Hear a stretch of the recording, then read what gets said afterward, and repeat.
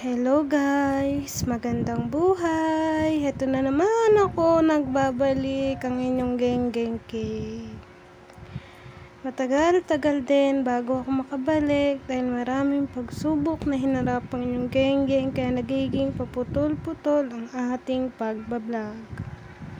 So yan, medyo nag-iimot-imot ako ng mga time na yan kasi parang nagkakasabay-sabay yung mga problema ko, para namang hindi nauubusan ng problema.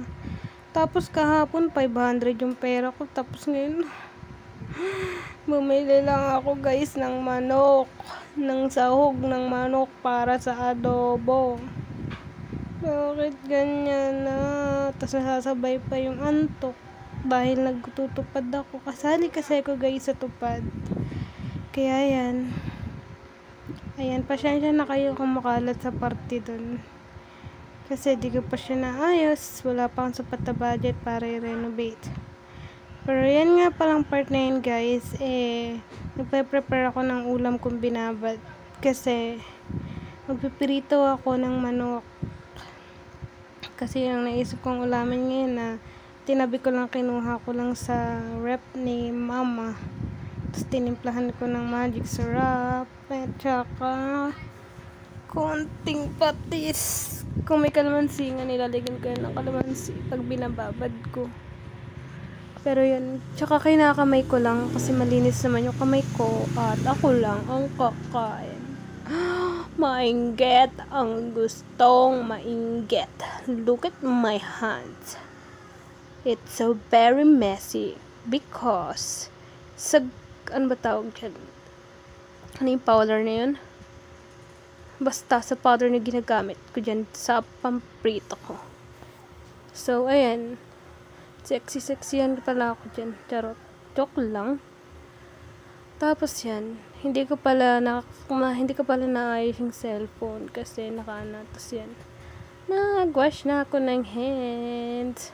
Bali, nakalababo nga pala ako. Pero nakaposo kasi wala pa yung linya ng tubig sa amin.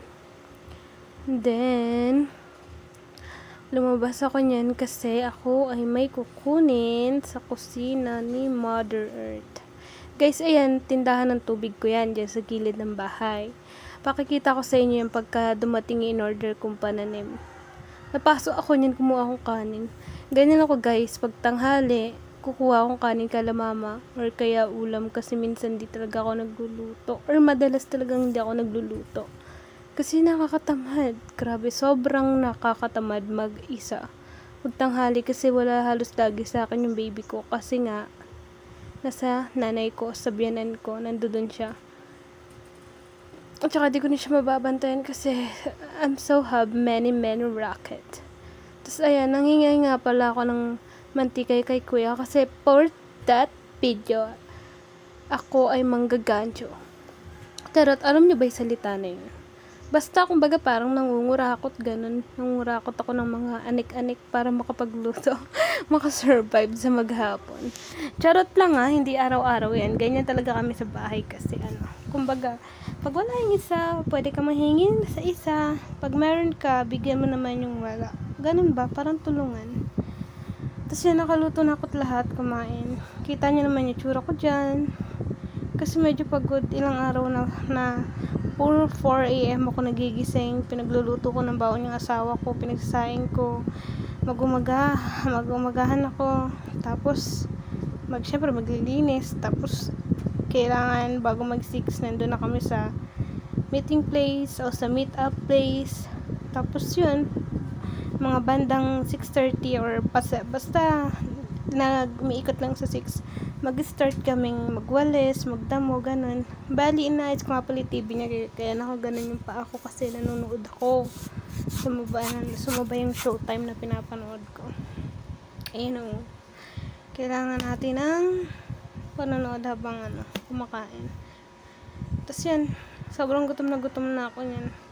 Kasi anong oras na, tapos nagluto pa ako. Tignan niyo yung mukha ko guys, ang pangit ko pa. Oh my god, ang pangit ko pala sa part na yan. Nakakahiya.